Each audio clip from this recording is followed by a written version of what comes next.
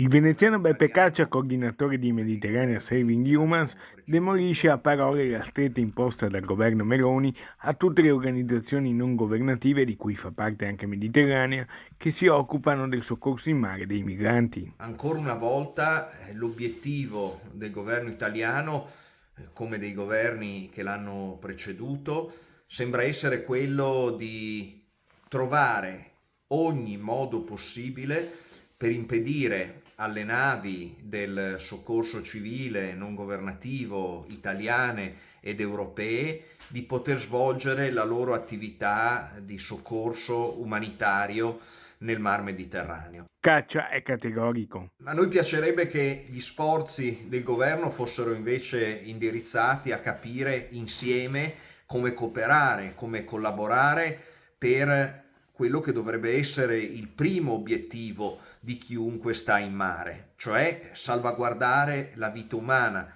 Poi l'annuncio. Noi non ci fermiamo, torneremo presto in mare con la nave Mare Ionio che si trova in questo momento a Trapani, pronta per essere ispezionata dalle capitanerie di porto al fine di poter tornare in missione quanto prima nel Mediterraneo centrale, laddove è estremamente necessaria la presenza di chiunque sia in grado di soccorrere.